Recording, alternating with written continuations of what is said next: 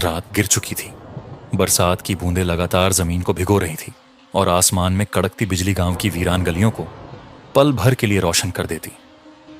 गांव का नाम था रोहणापुर। यह गांव देखने में बिल्कुल साधारण था। कच्चे मकान, पुराने पीपल और नीम के पेड़ और चारों ओर खेत। लेकिन इस गांव के नाम के साथ एक डरावनी सच्चाई जुड़ी थी। यहाँ से लगभग 15 किलोमीटर दूर एक पुराना स्कूल था। लोग कहते थे कि यह स्कूल करीब 200 साल से वीरान पड़ा है। पुरानी घटना 200 साल पहले। कहानी की शुरुआत होती है 2 सदियों पहले, जब यह स्कूल गांव का सबसे नामी स्कूल हुआ करता था। हर साल बच्चे यहाँ पढ़ने आते थे और यह गांव पढ़ाई के लिए मशहूर हो चुका था। लेकिन उसी स्कूल में एक दिन ऐसा हादसा हुआ जिसकी दहशत आज तक कायम है। कहा जाता है कि वहाँ पढ़ने वाले 5 दोस्त जो हमेशा पढ़ाई में अच्छे थे, 12वीं कक्षा की परीक्षा में पहली बार फेल हो गए। उन्होंने सालों मेहनत की थी, हर बार टॉप करते थे, लेकिन उस साल नतीजा उनकी उम्मीदों के विपरीत था। उनके अंदर गुस्सा, शर्म एंड निराशा इतनी गहरी बैठ गई कि उन्होंने पूरे गांव के सामने स्कूल के आंगन में लगे एक बड़े नीम के पेड़ से फांसी लगा ली। लोगों का कहना है कि मरते वक्त उन 5 की आंखों में इतनी आग और नफरत थी कि उनकी आत्माएं कभी शांति नहीं पा सकेंगी। तब से आज तक उस स्कूल में अजीब अजीब आवाजें आती हैं, जैसे कोई चीख रहा हो, किसी का गला घोंटा जा रहा हो और कभी कभी बच्चों की कॉपी पेंसिल गिरने की आवाज। गांव के बुजुर्ग बताते हैं कि बरसात की रात में वहां जाने का मतलब है मौत को न्योता देना। 200 साल बाद समय बीत गया। अब गांव में मोबाइल फोन, बिजली, ट्रैक्टर सब आ चुके थे, लेकिन उस स्कूल की दहशत ज्यों की त्यों बनी रही।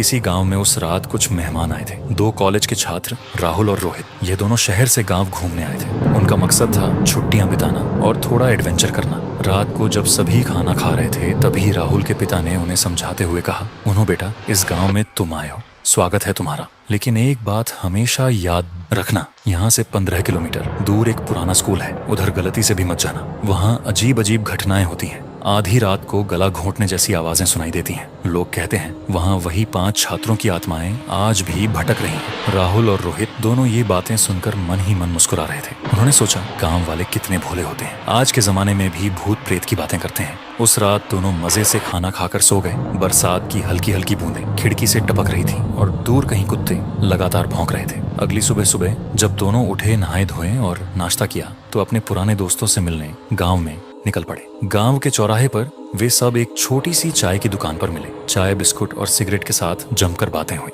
मौसम सुहाना था, लेकिन हवा में अजीब सी नमी थी, जैसे बारिश किसी अनहोनी की चेतावनी दे रही हो। काफी देर मस्ती करने के बाद अचानक एक दोस्त बोला, यार ऐसे ही बैठे बैठे बोर हो रहे हैं, चलो कहीं घुमा जाए, कोई एडवेंचर वाला मजा है। तभी राहुल ने मुस्कुराते हुए कहा, हाँ आया, यहाँ से कुछ दूर एक पुराना स्कूल है। गांव वाले कहते हैं वह भूतिया स्कूल है, वहाँ 5 छात्रों की आत्माएं भटकती हैं। सारे दोस्त ठहाका मारकर हंस पड़े। अरे सच में तो चलना ही पड़ेगा, देखते हैं कितने भूत होते हैं वहाँ। सबने अपनी अपनी साइकिलें निकाली और निकल पड़े उस वीरान स्कूल की ओर। रास्ता बेहद सुनसान था। चारों ओर खेत, कच्ची सड़क और जगह जगह पानी भरा हुआ। पेड़ों से बरसात की बूंदें टपक रही थीं और हवा में अजीब सी ठंडक घुली थी। साइकिल चलाते हुए सबके चेहरे पर रोमांच तो था, लेकिन दिल के कोने में हल्की सी घबराहट भी। जैसे जैसे वे स्कूल के करीब पहुंचते, सन्नाटा और गहरा होता जा रहा था। स्कूल का पहला दर्शन करीब 1 घंटे की साइकिलिंग के बाद वे एक जगह पहुंचे। उनके सामने खड़ा था 200 साल पुराना टूटा फूटा स्कूल। टूटी दीवारें, जंग लगे दरवाजे, टूटी खिड़कियां और हर जगह उगी हुई जंगली घास। बरसात की वजह से जगह जगह से पानी टपक रहा था और ठीक आंगन के बीचों बीच वही नीम का पेड़ खड़ा था, जिसकी डालियों पर 5 छात्रों ने अपनी जान दी थी। हवा के झोंकों से पेड़ की शाखाएं ऐसे हिल रही थी मानो कोई अदृश्य ताकत उन्हें झकझोर रही हो। राहुल ने गहरी सांस ली और बोला, चलो दोस्तों, देखते हैं कि यहाँ सच में भूत हैं या सिर्फ कहानियां। सब धीरे धीरे स्कूल के अंदर बढ़ने लगे और तभी पीछे से दरवाजा अपने आप धड़ाम से बंद हो गया। दरवाजा जोर की आवाज से बंद हुआ तो सब एक पल के लिए सन्न हो गए। सारे दोस्तों की नजरें दरवाजे पर टिक गई। रोहित हंसते हुए बोला, अरे डर क्यों रहे हो, हवा के झोंके से बंद हो गया होगा। लेकिन अंदर ही अंदर सबको एहसास हो गया था कि यहाँ कुछ तो गड़बड़ है। अंदर कदम रखते ही उनकी साइकिलों की घंटियां अपने आप बजने लगी। कोई हाथ नहीं लगा था, फिर भी ट्रिन ट्रिन की आवाज सुनकर सबके चेहरे पीले पड़ गए। टूटी खिड़कियों से आती हवा गूंज पैदा कर रही, जैसे कोई फुसफुसा कर कह रहा हो। दीवारों पर पुराने धुंधले ब्लैक बोर्ड थे, जिन पर अब भी टूटी फूटी चौक की लकीरें बनी हुई थी। एक कमरे में पुराने लकड़ी के बेंच बिखरे पड़े थे, मानो छात्र अभी अभी उठकर गए हों। नीम के पेड़ के नीचे सब धीरे धीरे आंगन की तरफ बढ़े। वहीं खड़ा था नीम का पेड़, काला, डरावना और अजीब सा भारी। उसकी डालियां इस तरह नीचे झुकी हुई थीं जैसे किसी को पकड़ने को तैयार हो। अचानक एक दोस्त विवेक बोला, याद है ना, कहते हैं यहीं से पांचों ने फांसी लगाई थी। जैसे ही उसने यह कहा, हवा अचानक और ठंडी हो गई। पेड़ से पानी की बूंदें नहीं बल्कि लाल रंग की बूंदें टपकती दिखी। सबके रोंगटे खड़े हो गए। पहली घटना, राहुल ने हिम्मत दिखाते हुए पास पड़े एक पत्थर से पेड़ पर चोट की। पत्थर पेड़ से टकराया और वापस गिर गया, लेकिन जैसे ही उसने जमीन छुआ, जमीन से कर कर की आवाज आई, मानो कोई जंजीरें घसीट रहा हो। फिर सबने साफ साफ सुना बच्चों के हंसने की आवाज, लेकिन वह हंसी मासूम नहीं। वो हंसी ऐसी थी जिसमें दर्द, गुस्सा और बदला मिला हुआ था। क्लासरूम में कदम। सब एक पुराने क्लासरूम में घुसे। दीवार पर अब भी एक आधा मिटा हुआ पोस्टर टंगा था, मेहनत ही सफलता की कुंजी है। उसे देखकर रोहित बोला, अरे वाह, यही तो वो लाइन है जिस पर वो 5 दोस्त जीते थे। इतना कहते ही उस पोस्टर के पीछे से खून जैसा लाल दाग फैलने लगा। सारी दीवार धीरे धीरे गीली होती जा रही थी। अचानक कमरे के कोने में रखी टूटी मेज अपने आप खिसक कर उनके सामने आ गई। उस पर खून से लिखा था, हमसे गलती क्यों करवाई। डर का असर सबके हाथ पांव कांपने लगे। विवेक चिल्लाया, बस अब निकलते हैं यहाँ से। वो भागकर दरवाजे की ओर गया, लेकिन दरवाजा हिल भी नहीं रहा था। तभी खिड़की से कड़कती बिजली चमकी और कुछ सेकंड्स के लिए सबने देखा। कमरे के कोने में 5 परछाइयां खड़ी थीं। उनकी गर्दनें टेढ़ी थीं, मानो फांसी के बाद भी रस्सी में लटकी हों।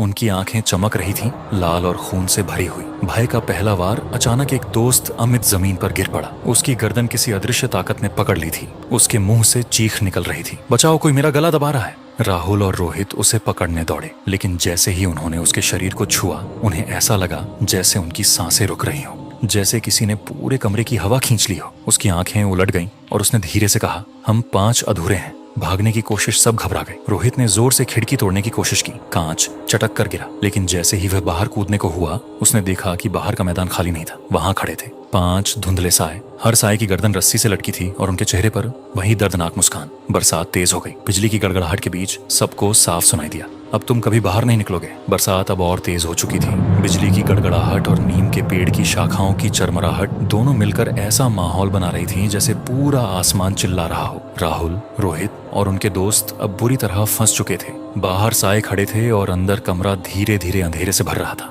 अमित का बदलना। अमित, जो अभी जमीन पर गिरा था, अचानक खड़ा हो गया, लेकिन उसकी आंखें अब इंसानों जैसी नहीं थीं। उसकी पुतलियां गायब हो चुकी, सिर्फ सफेद और लाल रंग की धुंधली परतें रह गई थीं। वो धीरे धीरे मुस्कुराते हुए बोला, तुम्हें क्यों लगा कि यहाँ से जिंदा जा पाओगे। सबके शरीर में सिहरन दौड़ गई। वो अमित नहीं था, उसके अंदर किसी और ने कब्जा कर लिया था। नीम के पेड़ का रहस्य। रोहित चीखते हुए बोला, ये सब क्यों कर रहे हो, हमसे क्या चाहते हो। अमित के शरीर से एक अजीब आवाज निकली, मानो 5 लोग एक साथ बोल रहे हो, हमें धोखा मिला, हम अधूरे रह गए, इस पेड़ से हमें मुक्ति नहीं मिली, एंड जब तक कोई और हमारी जगह नहीं लेता, हम बंधे रहेंगे। सारे दोस्तों की आंखें नीम के पेड़ की ओर घूम गई। वो पेड़ किसी दानव की तरह खड़ा था। उसकी डालियों से टपकता लाल रंग अब साफ खून जैसा दिखने लगा था। एक एक करके शिकार अचानक कमरे की खिड़की अपने आप बंद हो गई। स्वर्ण अंधेरे में घिर गए। विवेक ने टॉर्च जलाने की कोशिश की, लेकिन जैसे ही उसने टॉर्च ऑनन के सामने खड़ा था, एक साया, गर्दन टेढ़ी, आंखें लाल और उसके चेहरे से खून टपक रहा था। उस साय ने हाथ बढ़ाया और विवेक की टॉर्च छीन ली। अगले ही पल विवेक चीखते चीखते हवा में उठ गया और जोर से दीवार से टकरा कर गिरा। उसकी नाक और कान से खून बह रहा था। भागने की कोशिश। राहुल और रोहित ने बाकी दोस्तों को खींचते हुए दरवाजे की ओर दौड़ने की कोशिश की, लेकिन दरवाजा अब लोहे की जंजीरों से बंध चुका था। रोहित ने पूरी ताकत से लात मारी। जंजीरें खड़खड़ाई, लेकिन टूटी नहीं। तभी दरवाजे के ऊपर लिखा दिखाई दिया, 5 की जगह 5। राहुल ने कांपते हुए कहा, इसका मतलब ये हमें अपने जैसा बनाना चाहते हैं। सच्चाई का सामना। अचानक अमित का शरीर फिर से कांपने लगा। वो जमीन पर गिरा और उसके मुंह से वही 5 आत्माएं बोलने लगी, हम मेहनती थे, हम कभी फेल नहीं हो सकते थे, हमें जानबूझकर फेल कराया गया ताकि हम नीचे गिरे और हमने गुस्से में अपनी जान ले ली। अब हर पीढ़ी से 5 की बलि चाहिए, तभी हम मुक्त होंगे। सबके होश उड़ गए। मतलब गांव में जो भी स्कूल तक आता है, उनमें से 5 को उनकी जगह लेनी पड़ती है। रोहित की हिम्मत। रोहित ने कांपते हुए कहा, नहीं, ये झूठ है, तुम्हें धोखा मिला, लेकिन इसका मतलब ये नहीं कि निर्दोषों को मारो। अगर सच में इंसान थे तो इंसानों की तरह शांति पाओ। इतना कहते ही नीम का पेड़ और जोर से हिलने लगा। उसकी जड़ें जमीन से बाहर निकलकर सांपों की तरह लहराने लगी। बल की घड़ी। अचानक बाहर खड़े 5 साए अंदर आ गए। उन्होंने हर दोस्त को पकड़ लिया। किसी की गर्दन दबाई जा रही थी, किसी को दीवार से चिपका दिया गया था। राहुल और रोहित बुरी तरह तड़प रहे थे। उनकी सांसें थमने लगी। तभी राहुल को याद आया कि उसके बैग में माचिस और एक बोतल थी जिसमें मिट्टी का तेल पड़ा था। वो गांव से लाया था। उसने जैसे तैसे तेल चारों तरफ फैला दिया और नीम के पेड़ की जड़ों पर छिड़क, फिर कांपते हाथों से माचिस जलाई और पेड़ को आग लगा दी। आग का तांडव। पेड़ धधकने लगा। की लपटें इतनी तेज थीं कि पूरा स्कूल रोशनी से भर गया। साए एक एक करके चिल्लाने लगे, नहीं हमें जलने मत दो, हम तो बस आजादी चाहते थे। लेकिन उनकी चीखें धीरे धीरे कमजोर पड़ने लगी। एक एक कर सब धुंध में बदल गए और गायब हो गए। अमित जमीन पर गिर पड़ा बेहोश। बाकी दोस्त भी धीरे धीरे सामान्य हो गए। अंत का सन्नाटा। बारिश अब थम चुकी थी कि राख में नींव का पेड़ काला कोयला बनकर खड़ा था। दरवाजा अपने आप खुल गया। सारे दोस्त बाहर भागे और बिना पीछे मुड़े साइकिल पर सवार होकर गांव की ओर लौट गए। गांव की सच्चाई। अगली सुबह जब राहुल और रोहित ने यह बात गांव के बुजुर्ग को बताई तो बुजुर्ग ने गहरी सांस ली और बोला, बेटा वो आत्माएं अब शायद शांत हो गई हों, लेकिन याद रखना हर आत्मा की तृप्ति आग से नहीं होती। कभी कभी उनकी सच्चाई दफन रह जाती है और वह लौट भी आती है। राहुल और रोहित ने एक दूसरे की तरफ देखा। उनकी आंखों में अब भी कल रात की डरावनी परछाइयां घूम रही थी। और फिर उसे नीम के पेड़ की राख से धुआं उठा। उस धुएं में 5 चेहरों की आकृतियां झलकती दिखी। दोस्तों, ये कहानी अभी अधूरी है। पार्ट 2 में आप जानेंगे कि आगे क्या हुआ। अगर आप चाहते हैं कि मैं पार्ट 2 बनाऊं तो कमेंट करके बताओ। बहुत जल्द इसका पार्ट 2 आपको देखने को मिलेगा इसी चैनल पर। अगर आप पार्ट 2 को मिस नहीं करना चाहते हैं तो चैनल को सब्सक्राइब जरूर करें और बेल आइकन को जरूर प्रेस करें, ताकि जब भी मैं पार्ट 2 अपलोड करूं तो आप तक नोटिफिकेशन सबसे पहले पहुंच सके।